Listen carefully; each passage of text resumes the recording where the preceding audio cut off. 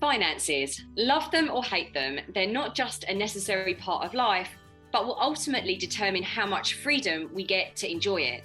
In this episode, we talk to entrepreneur and financial expert Jason Graystone about his own inspiring journey to becoming wealthy and the steps we should be taking to start building our own financial freedom. It's not about working harder or longer, but it's about earning what Jason terms the right to risk via smart investments and creating leveraged income streams. In this fascinating episode, we dive into the impact our beliefs have on careers and money, what stops midlifers from making the necessary changes to their financial situation, as well as the vital calculations we need to make sure we live a great quality of life into old age.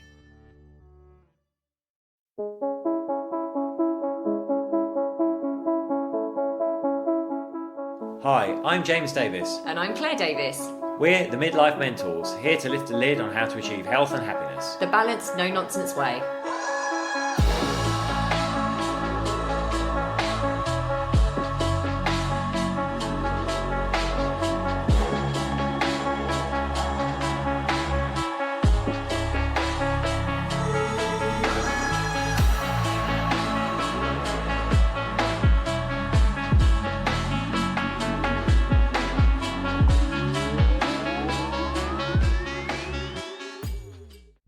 Hello and welcome to another episode of the Midlife Mentors with me, James. And to me, Claire, how are you all? Well, what have we been up to, Claire, since the last episode? Well, I feel like we've been putting out the podcast quite thick and fast. We've been getting lots of messages about our recent podcast. The last one we had was last week, which was Dan Nitro, otherwise known as Nitro, from the original American Gladiators. And he was talking a lot about male vulnerability and what happiness really means and success, and that was really lovely to speak to him. We've had lots of nice comments about that one. Also got lots of feedback on our podcast about being unfulfilled at midlife. We need to change that. Yes. And we're on Liz Earle's podcast, and that's brought us a load of new listeners. So if you're joining us from Liz Earle's podcast, welcome. Yes, welcome. Thank you so much for joining us, and thank you for joining us across all of our social media platforms as well. You know, we've really increased our numbers on Instagram, and we're also on TikTok, by the way. We're at the Midlife Mentors on TikTok. We're about 90,000 followers on TikTok. So bump it up, make it some more, and say hello over on TikTok. Well, on this episode, we're going to be talking finances and how to build your financial security and your wealth, really. So we're joined by an expert in this area, entrepreneur Jason Graystone. Hello, welcome, Jason. Thanks for having me. Yes, pleasure. Good to be here. So, Jason, I haven't quite got the muscles of Nitro, but I do my best. He's amazing. Such an inspirational guy. Like, I don't know whether you've seen it. We actually watched Muscles and Mayhem on Netflix. Funnily enough, we started watching that. Yeah, I started watching that. Yeah. Really great. Really great. You really kind of get to know the characters. And after that, we reached out to him and wanted him to tell his story on our podcast. But yeah. Amazing.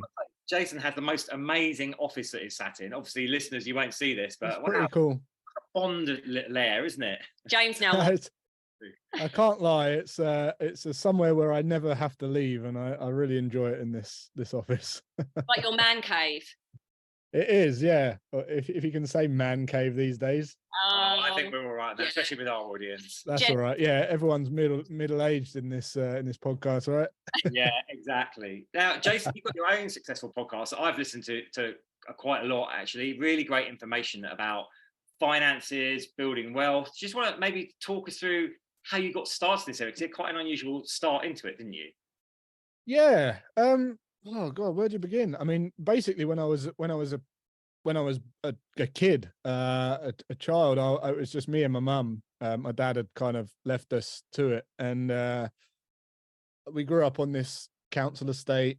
You know, typical story of broke bailiffs knocking on the door for electricity and pitch black and cold water, and it really was like that. And I guess what that instilled in me is some kind of fear or yearning for security. And when I grew up, I had a high value on my possessions, not losing things, having things secure.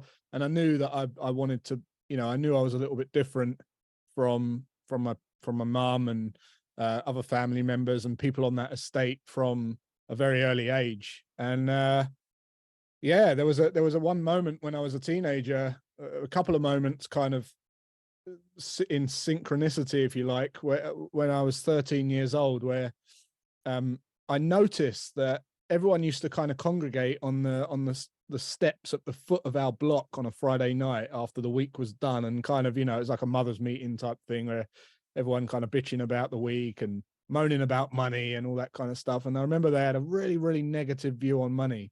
And the funny thing is this guy called Roy used to come down and take everyone's money for a syndicate lottery at 7:30, and then everyone would start talking about money in a positive way, like how it would change their life, how it'd be amazing, and they literally had spent it in minutes, you know, in this conversation. And I remember thinking, this is weird, you know, what the hell? Like they just told me that money's evil, and now they're saying that it's amazing, and I didn't have it all figured out. I wasn't even 14 at that point, but I remember thinking, there's something not right. And then luckily later that year, I wanted a BMX bike for my birthday in October, which was coming up. And in the summer holidays, I kind of left clues for my dad, my stepdad, and my mum that I wanted this bike, and they were like, well, it's £200, or it's £209 actually, with the trick nuts that I wanted, and they couldn't afford it. And they said, look, if you raise half, we'll give you the other half on your birthday, and then you can go down the shop and get it. And I was just like, deal. So I started looking out, like I had no idea what to do, but there was this green in the middle of our estate with cars all parked around it from all the people that lived in the estate. And I thought, I'll just go and wash some cars. So I spent all day washing this car, and then making sure that there was like nothing that they could knock the money or anything like that. Anyway, they gave me £5 plus a £2 tip, £7. Later in that evening, I'm in my bedroom talking to my mate, and he's like, I'll help you do it if you want. And I was like, well, I can't really pay you because I want to get the bike. But I was delighted. I thought, at this rate, I'll get the bike in no time. Tomorrow I'll go out and wash another car.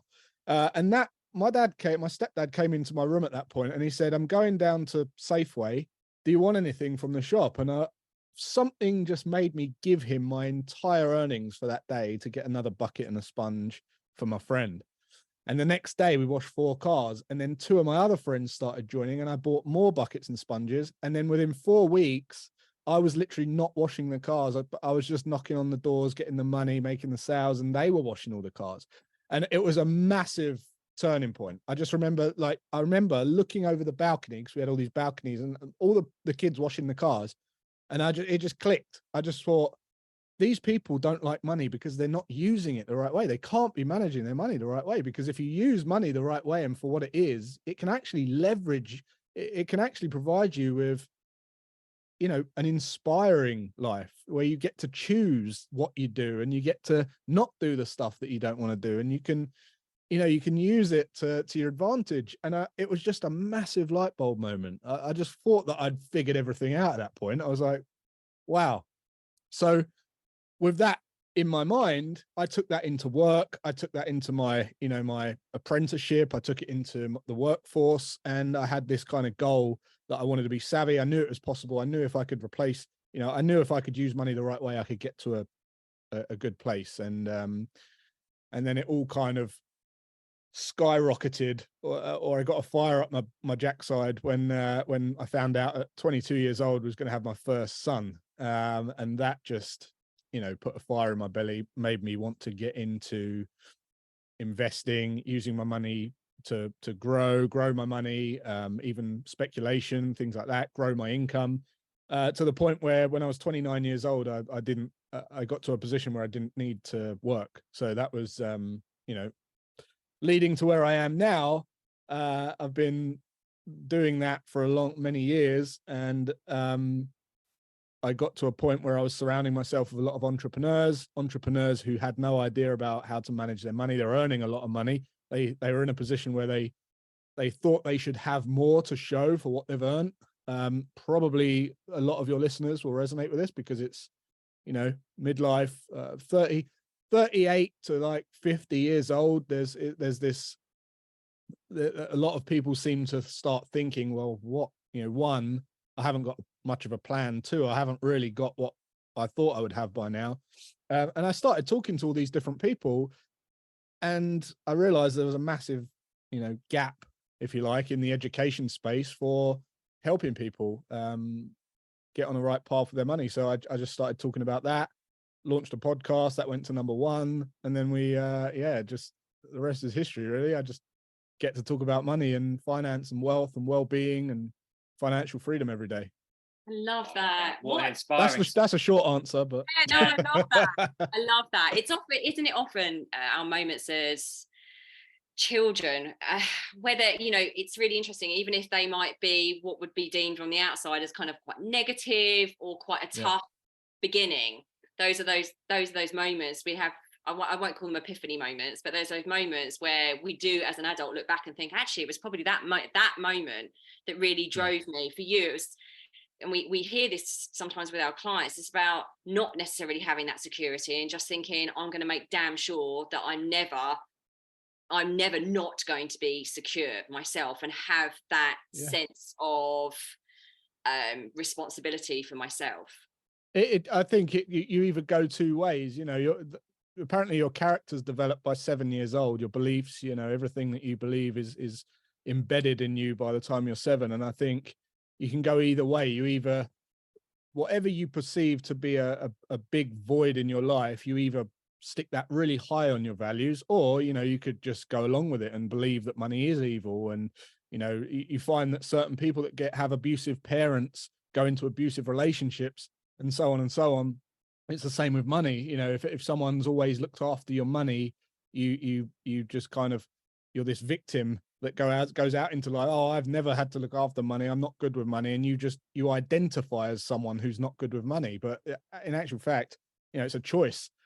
So you can go one way or the other, but more often than not, whatever you think is the biggest thing missing in your life, you take the other side. Goes for everything. People that don't have people that are family orientated, that didn't have good upbringings, they make sure that when they have kids, they have the good Christmases and the family round and all that kind of stuff. So it's fascinating. Human psychology is just fascinating. But that's definitely what drove mine. Yeah, we love it, to the point where it becomes a problem, right? Because there was a few years where I just felt guilty whenever I'd go out and leave my kids, or I don't like losing things. Still, if I lose something, I have to literally either find it or order it again on Amazon or something, so I've got it in my possession again. It's a real, that's something that's still with me today. So. I was going to ask, Jason, do you think you can't ever overly generalize, but do you think our Generation X, like people who are midlife now, because we had our baby boomer parents, certainly my parents, they come through those austere post-war years, and it was very much, we were never hard up, but they were always like, money doesn't grow on trees, you have to work hard to earn money anyway. If you stop for a minute, you'll lose everything. Do you think that's quite common for people in our age range? Yeah, I think a lot of the people listening to this particular show will resonate with the fact that we didn't question enough. We go into things based on what our parents think was a good idea that wasn't necessarily a good idea for us. Like, I'll give an example. Forget money and career. I learned in a manual car because I asked my stepdad, what should I learn, in automatic or manual? And he says manual. I didn't really question it, but his reasoning was, well, then you can drive both cars. But I didn't care about driving a manual, so it took me longer. It cost me more money, and when I passed my test, I've driven automatic cars all my life, and now all cars are going automatic. So it's like, that's not good advice. Like, that is just because he thought you should drive an automatic. And if you don't care about manual cars, like, why would you learn an automatic? So we don't question it. And as a result, you might get resentful because it costs you more money. It took you longer to pass your test. It might, later on, you start thinking, why did I learn in that, and that is very common in careers. People, I've worked with countless people who go into law, accounting, doctor, and it's an idea that their parents want them to do. So they look up to their parents, and that's one thing I make sure my kids do not look up to me whatsoever. I can't have that. But they look up to their parents. They want to please their parents and appease their parents, and they go and do what their parents want them to do. And then about 35 years old, 36, 37, when they start earning the top money in that field, they realize that there's not much more money. And if they, even if there was, they wouldn't want to take it because the responsibility and the pressure at that level is so vast that they would rather have less money, and they start thinking, I wish I'd always done that. And then they try and start reverse engineering their life to get back to doing what they should have done in the first place, right? And that is very, very costly, very timely. They feel they then start beating themselves up about that, because it's like, oh God, I should have done this years ago. I'm running out of time. And it's just this, it just happens too much. And it all comes from not being able to take information and then produce your own kind of synthesized analysis of that, which aligns to you as a person and what you want out of life. We just take this advice and just go with it, even if the person giving us advice has got completely different goals or completely different values, and it's, I think, one of the biggest skills anyone can learn, particularly if any younger kids are listening to this, or if any of your listeners have kids, just tell them to like take advice and be able to like solve paradoxes of advice, because there's so much advice, right? There's someone telling you something, someone telling you the opposite. And the beauty of being able to take those two things and say, well, what do I want in life? So what do I believe out of that? What do I believe out of that? What could I use out of both of those and smash it together? And how's that going to help me? That's a much better approach than just going, okay, I'll do that, and then becoming very resentful for someone later on down the line. Yeah, I think that really resonates for me, because I went and did a career like we all kind of did. We went to university. If we were lucky, we went to university. We came out, we got into our job. It didn't matter whether that job felt wrong straight away, like it did for me. Like immediately, that job felt wrong. And it was so funny, because I always knew that I wanted to be. I always had this entrepreneurial spirit, but my parents weren't like that, and my brother wasn't like that. So I kept kind of almost being resentful, being like pushing against that lifestyle, and wondering why I kept getting fired. Just fired over and over again. I was like, this is me, this is terrible, I'm a really bad person, I'm awful.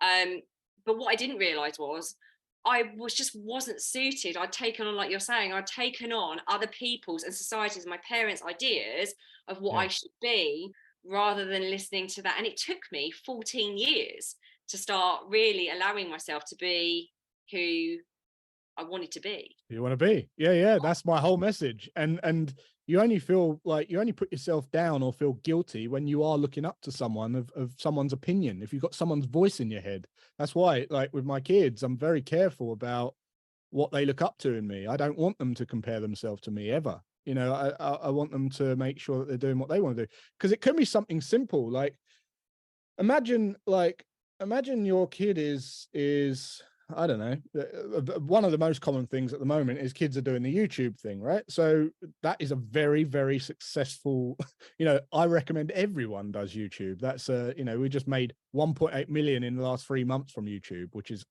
phenomenal, right? That has just happened as a result of sticking to it and doing it for years. And, it's the 8th year, and now we're paying off, and we just we got our plaque up here with 100,000, and it's amazing, right?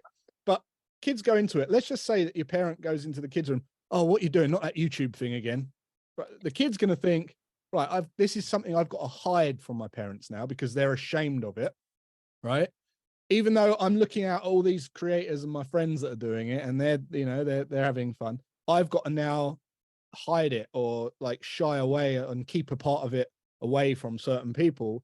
That's going to cause guilt in them, and then they're not going to want to talk about it, not going to want to bring it up, they're going to feel like they're a failure to you. And I couldn't think of anything worse than having my kids like think that they've got to be like me, for instance. You mentioned you're opposite to your siblings. All siblings are opposites of each other. That's literally how we are, how we evolve as families, so that we have a most diverse chance of survival. So one will be more empathetic and compassionate, one will be more logical and more kind of on the business side of things, and one might be more family, and we're deliberately raised like that from an evolutional standpoint. So most siblings are going to be opposites. So the last thing you want to do is go be more like your brother. That's ridiculous. So yeah.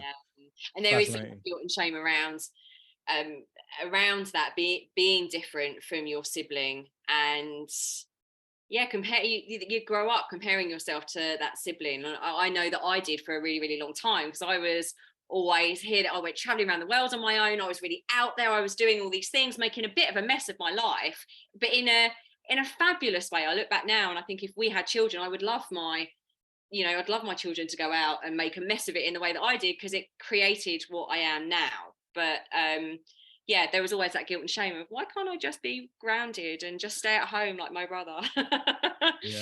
Yeah, crazy.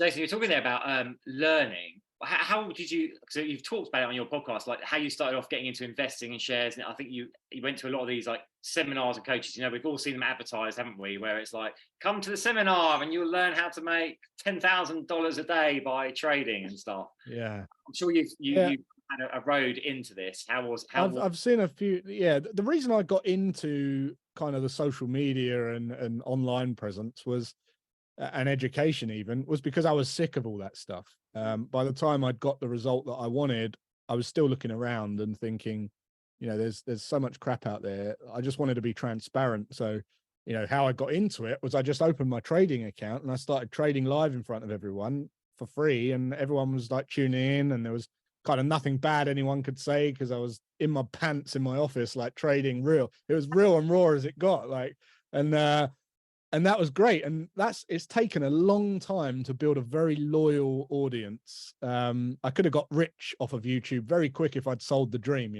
but I want to be able to look my kids in the eye and keep some integrity. So I decided to play a much longer game and teach people the truth. And it so happens people don't want to learn the truth. It takes a long time. So that's what I did. But back in the day, when we found out we was going to have my son, what it was, I was putting a plan in place for my finances, and I downloaded, or I bought Microsoft Money, which was basically a glamorized spreadsheet, and you could forecast and project and do these graphs and things, and you could put in figures. And I figured out this little formula where I could replace my income, my active income, for a passive income, a truly passive income, an income that came from leveraged sources, where I didn't have to actually exchange my time and space for money. And I realized that if I invested 10% of my money into certain investments and returned a 7 to 10% per year investment return, in about 20 years, I could replace my income. And I thought, that's great. I don't know why they don't teach that in schools, because you go and work for 45 years, but hey ho. Now I obviously know you should just go into a job that you love and work forever, right? Why not do that? But anyway, everyone's trying to escape their job. So I thought 20 years, that's okay. That's 25 years off of most people. And then when I found out that I was going to have my son, I felt like I had failed, because I felt like I wasn't in a position where I was ready. And I don't think you're ever ready at 22 years old. Let's face it for that news. But I definitely didn't feel ready, and it was haunting me from my upbringing. And, I didn't want that. I didn't want to be, and we were, I wasn't stupid with money. I was saving. I'd saved a bit of money, but it really put a rocket up me. And I started becoming obsessed with getting this figured down from 20 years to 10 years to 10 years to 5 years. And how could I do that? And, it was trial and error of trying every investment vehicle. What returns am I getting on average for that? And how does that project out? And what if I increase my returns? What if I increase my income? What if I increase my savings that I put into my investments every 3 months? What if I grow my income by 10% per year? What if I go into something a little bit more speculative and risk a portion of the total account? And how does that grow anyway, I became obsessed with this thing, and I eventually got it down to 3.5 years in the end, from the point of learning to trade. But in that time, I was, subjected to, I must have blew like 50 grand in the markets, and, not stupidly. I wasn't approaching it in a way where I was like chasing get rich quick. I was approaching it from a, very logical view, but I was still very naive as to how that speculation side of the world works, and the zero-sum business where you're beating someone at a game, essentially. And I was looking at online poker and options trading, and then I dabbled a little bit in the financial markets and eventually came good. So that paid off, and then I got to a position where I could just let the job go, and since then I've been working harder than ever since. Amazing. I was always free. Now I'm never free. Yeah. The difference is you're able to when you can choose how you spend your days, you fill it up with Yes. lots of great things, and there's not enough hours in the day. You love it, right? So What do that's you it. think is the biggest? You said you said you work with bankers, lawyers, accountants, and they get to that place where they reach that ceiling, and then they realize, oh my goodness, I can't really make any more money. What do you think? Are there, I suppose, three or four limiting beliefs around that? What do you see as people's most limiting beliefs around money at that age? Because I know that's going to resonate, obviously, with our listeners, and they'll probably think, oh, it's not just me. Well, the biggest one, the biggest trap that people fall into is they think, the more money I earn, the more I'll become financially free. Well, I've worked with, I'll give you an example, a YouTuber who was earning $250,000 a month and had no money at the end of the year. No money. And if you added up his lifestyle costs and calculated how long, if he lost his income tomorrow, and you calculated how long he could live for without drastically changing his life, it was about 4 weeks. And the same is true for someone who's usually earning 20 grand a year, because they raise their lifestyle to just underneath or beyond even their income. And when you do that, it doesn't matter how much money you're going to earn, because the habits of you trying to outbuy your limits is going to be there. And that is usually coming from keeping up with the Joneses, keeping up with the with the latest fashion and the friends, and you want to send your kids to a certain school and buy the certain bag and buy the certain car and all that. So that's the first trap. The second trap is thinking that time is money. So people think, well, time's money, and they keep telling themselves time's money. Well, if you believe time's money, you're going to be very limited to what you can earn, because there's only a certain amount of hours in a day. And I think where a lot of personal fitness trainers and doctors and people like that, they take on all the private work, and they charge per hour or whatever, and they get so burnt out because they've got no time, and they think, well, I'm already working like 16-hour days, I cannot earn any more than this, and I'm stressed, and there's no way that I can become financially free because I'm stuck. I can't go down because I've raised my lifestyle to just underneath what I'm earning. So I'm going to have a breakdown. And I mean, it goes into serious situations where people can't see a way out, and what happens next. They go to a real dark place, and even worse. So some big traps. People fall into traps of getting on the property ladder for financial freedom. That's not related to financial freedom. It's you've got to live somewhere. If you put all of your money into a house, what gives you financial freedom is income. When you put all your money into a house, you've got to then go to work to pay for the upkeep of an empty house. You can't break a brick off of the house and pay for breakfast with it. It just doesn't work. So all of your money's in a house, and you've still not got any income. So it's just listening to poor advice, poor strategies, not doing your numbers, and then think his time is money, and then thinking the more I earn, the more chance I've got to become financially free. In actual fact, the truth is this: if you have, take however much cash, however much liquidity, I call it, right? So liquid assets. If you've got cash in the bank, savings in the bank, if you've got any kind of quick, maybe you've got a Rolex that you can sell very quickly, something you can, bonds, ISAs, anything you can get your cash on, hands on really quickly. If you add all of that up, and then you work out your lifestyle expenses, and then work out how much actual leveraged income you're generating, meaning income coming from something that doesn't require you to actually be in a physical place where you have to answer to someone. And then what you do is you take the cash, the total lump of cash, and you divide that by the lifestyle costs minus the leverage income. And that formula will give you a figure in time, how much time you can buy into the future. The beautiful thing about doing that is, one, you don't need millions and hundreds of thousands to become financially free. And two, it's the lower your expenses are, the easier it is to achieve. And the beautiful thing is when you do reach a position where you are financially free or close to financial freedom, you could be earning very little, but all of a sudden you have the creativity and the choice to bring alive part of your mind that allows you to make more money, because you start focusing on doing things that you actually love. And when you do that, you can make a lot more money than something you're not inspired to do. So, yeah, obviously there's a lot of ground I covered in that answer, but it's worth thinking about.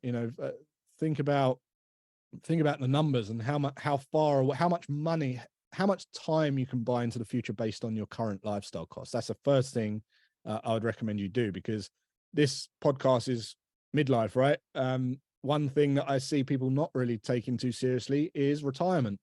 And I saw this guy at a seminar, funnily enough. James, you mentioned a seminar. One guy, he stood at the front on this flip chart and he said, right, what's the average life expectancy? And everyone was like, I don't know. And he said, well, I'll tell you, it's 77. And then he said, what's the average retirement age? And they were like, 65. And he wrote 77, and he wrote 65 on the board. And he said, that's 12 years. He said, what's the average pension pot in this country? No one knew. It was 86 grand, right? So 86 grand on the average pension pot is, you've got to make that last 12 years, right? And that works out to what? £600 a month. Wow. Now, if you've got £600 a month for 12 years, I'm sure that's not where you expect to be at that in your golden years, when you've put all the work in, you've done the hours, you've served your time, and you're living on flipping hot dog dinners for, like a peasant in your retirement. And then you've got to hope that you die at 77. Otherwise you become a burden. You become a burden, and no one wants to become a burden, right? So you become a burden on your kids, or you better hope that you've raised some kids that have high value on financial freedom and can help you out. But ultimately you become a burden. So just being aware of that, like, not many people think about that. And another scary thought is people think that, oh yeah, I'll downsize my house. And, you're not going to want to downsize your house. As much as people actually do that because they have to, you don't want to downsize your life. When your brain doesn't change, you know that, right? I know that. My brain's the same now. I still feel like I'm 20 in my head, right? When I'm 75, I'm still not going to, I want the dignity of not having to go, oh, I better move into this tiny little place and move out of this just so I can live. You're not going to want to do that. The place you've built a family, and the place that you love and you've built a home from all your life. Think about that. Put yourself in that position at that age. You're not going to want to do that. So yeah, just being self-aware and putting yourself in that like deathbed situation is a great exercise to do. I think people don't want to, because also right now we're in a world where there's instant gratification as well. It's kind of like, I can have this now. I don't need to think about the future. We're not encouraged to think about the future, are we? We're encouraged. It's like, the health and wellness industry. It's like, oh, take this pill, do this diet. You can have, and you saying about you took the long game. No one wants to hear that, because it's not sexy, is it? No one wants to hear it takes ages and really hard work and lots of things that you're going to have to deny and sacrifice. Yeah. Because we're in a world now where everyone's quick fix, instant gratification. No one wants to play the long game. So I can imagine with what you're talking about there, we just bury out, and I'm guilty of this completely. This is an amazing podcast for me personally, because I'm like, oh my goodness. But we do bury our heads in the sand. Absolutely. Yeah, we do. Yeah, we do. But I mean, the long game, I was talking about this yesterday. We was talking about the YouTube thing, and it started with me just putting out my knowledge and wisdom and things I'd learned, lessons I'd learned, and I just kept doing it for 8 years. And then on the 8th year, we then earn, 1.8 million in 3 months. And that little nest egg just came from that video that blew up and took me a week to create, is the exponential effect of doing that for 8 years. But also, is 8 years a long time to create 1.8 million? Because I could have 100 grand a year lifestyle for the next 20 years nearly just off of that video. One Most video. people, most people earn 1 million in their lifetime. So is 8 years really long? I don't think it is. And I think people need to really get to grips with what work they need to put in and for what amount of time. And yes, if there are kids listening to this, 10 years, you need to grind something for 10 years and go all in. And then you'll see the results. Like, you can't not see the results after 10 years, but 10 years is what you need to put your back into to be good at anything. That's I've never seen it done quicker than that. Yeah. No, that's a false dream we're sold all the time, isn't it? In the world of the internet marketeers, Totally. like overnight success. Jason, while you were speaking, I was imagining lots of people like getting really excited and like scribbling on the back of an envelope, like, oh yeah, I'll get the money, and then just dropping their pens horrified when you talked about pensions. There might be people listening that have kind of sorted out their finances, like people that haven't at all. What is a good place? What steps should someone take to start building their financial freedom now if they need to get going? Okay. Steps are, so everything is around investing your money. Okay. And an investment in money is basically an asset, and an asset is either created or bought. And those assets, the goal for those assets is to beat inflation and give and make your money become more money, right? The first easiest thing anyone can do, and this is something that people just hate me telling them sometimes, but it's been the biggest life changer in all of the people that I've worked with, and that is to work out what your lifestyle costs are and then save up 3 to 6 months of that and put it in a high interest account. That's it, right? And I'll tell you why. There's an instant investment return on that. Let's just say that I'm a builder, and I've just done some work on your house, on your kitchen, and you owe me the final bill, and you ring me and you say, just come round. We're going to pay you your money, but I just need you to sort these snags out. We've got a couple of things we're not happy with. Because I've got no money and I'm desperate for that money, and I'm in animal brain mode, I'm going to get my back up. I'm going to get agitated. I'm going to be on a defense. I'm going to speak to you a bit aggressive. I'm going to come round. I'm going to be aggressive. Well, what do you mean? There's nothing wrong with that. And you're not going to recommend me. You're probably not going to pay me what you owe me. You're definitely, I'm never going to speak to you again. And you pay me or whatever, and I'm out the door. If you had that exact situation where I've got 6 months of my living costs in the bank and you ring me, I'm not in survival mode. I'm not in animal mode. I'm not like threatened. So my answer to you is completely different. I'm like, no worries. I want to come around. I want to make sure we both have a long-term relationship. I want you to recommend me. I'm going to come and make sure it's all good, right? I take 2 days to fix the things, make sure you're absolutely, I go above and beyond because I'm not driven by scarcity. You recommend me, you tip me, you recommend me to all your friends, you pay me what I'm owed. Now I'm inundated with work. I'm oversubscribed. I charge more because there's more demand than there is supply, and people waiting list, right? There's an instant return. When you have cash in the bank to relieve that animal part of your brain, you become more caring, more calm, a better parent. You don't snap at your kids and your partner, and you're a better colleague and better boss and better everything, right? So there's an instant return on having a cash cushion, I call it. Once you've done that, you want to think about like earning your right to risk as if it's like this big pyramid. And step 1 is the cash. And then you start once you've got that, you then save a bit more money, say 3 months living cost, and you start putting that into a very low risk, low cost, passive investment, something like an index fund, right? Where you're getting lower returns, but it's guaranteed income because it's gone up for the last 100 years and it always will. And you get your feet wet, and you just, you're not worried about it working in the market because you've got the cash in the bank, so it's not going to cripple you.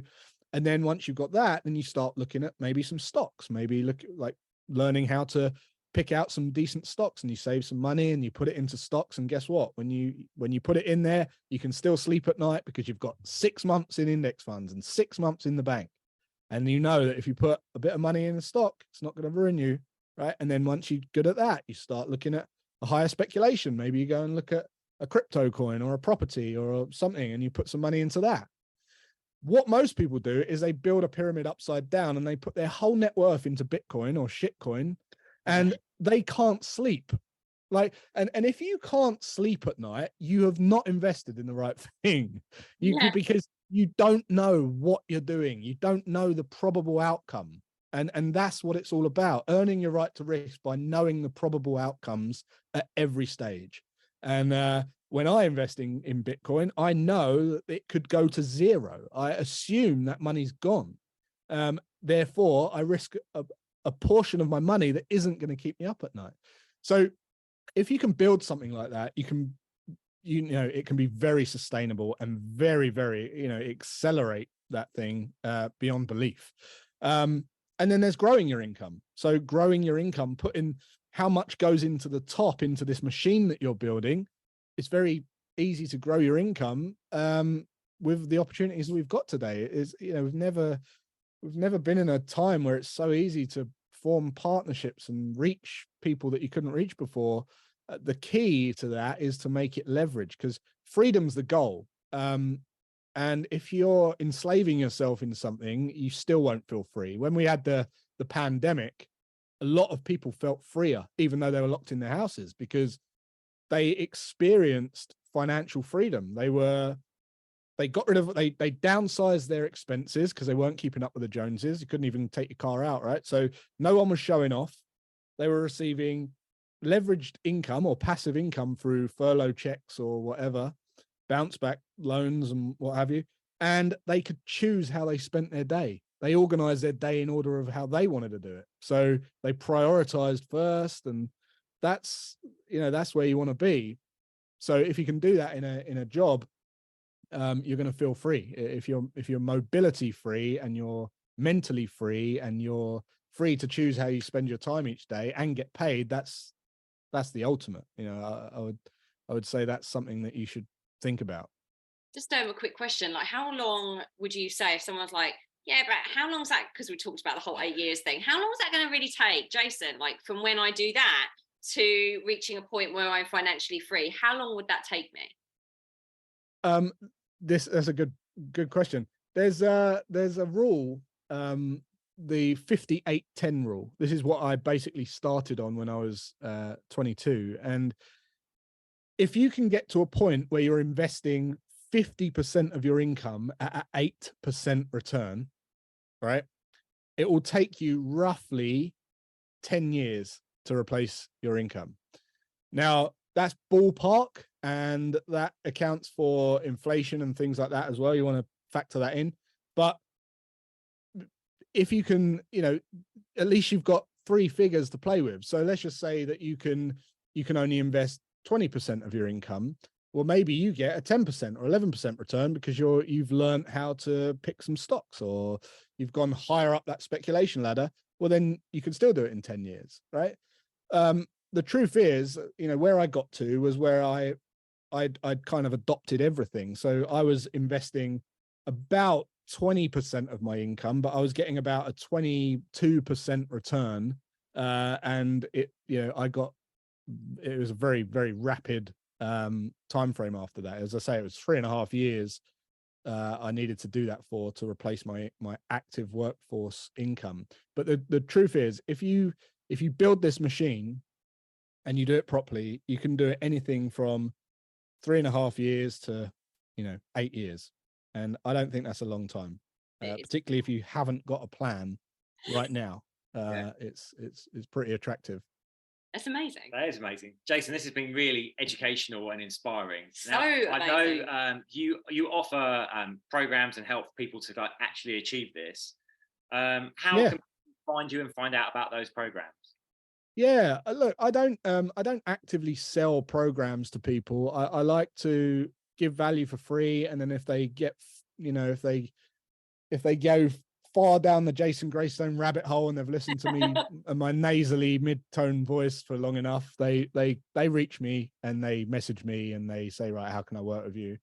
So the first thing I would say is go and listen to my podcast from episode 1, and sign up to my newsletter, because basically I wrote a newsletter after spending all the time with the entrepreneurs that I was surrounding myself who were terrible with their money. I started writing a newsletter every Sunday, and I got some really, really heartwarming feedback where people would spend like 2 hours drafting out their life story and send it to me. And it was amazing. And a couple of people said, I'm dyslexic, I can't really read it. Can you do an Audible version? So I launched the Audible version. And the idea was in sequence, in order, I was going to share exactly what I recommend you do. And that's what I did. But the podcast on launch went to #1 in 3 categories on iTunes, and then received all these, again, heartwarming review, like heartfelt reviews.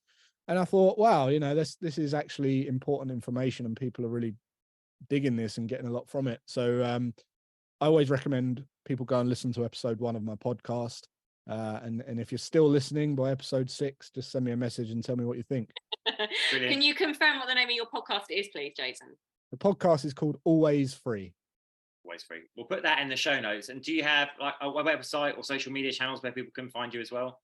Yeah, unfortunately, there's a lot of fake accounts of me. So if you do follow my, you know, if you go to jasongraystone.com, you'll find my social medias there. But if you do, as you follow me, you probably will get contacted by someone else pretending to be me, asking if you are investing and all that. Just please ignore them and report them, because the social media gods don't seem to do anything about them. No. Yeah. No. Big problem on social media. Jason, thank you so much. That's been really fascinating and inspiring. So thanks. Amazing. So incredible. No, thanks for having me. Thank you so much for sharing your story. And I know I for one, I'm going to go back and listen to all of that again and start making notes as well. But I know our listeners will as well. You've just provided so much, so many insights and so much valuable information there. So thank you.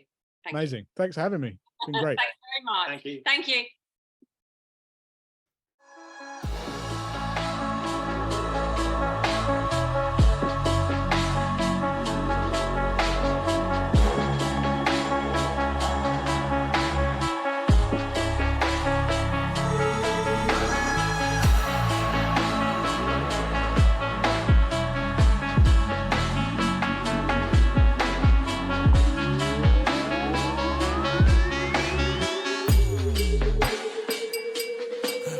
Yeah. You've been listening to the Midlife Mentors with Claire and James Davis. Yeah. We'd love to hear from you. So drop us a line at info@themidlifementors.com with any questions or topic suggestions.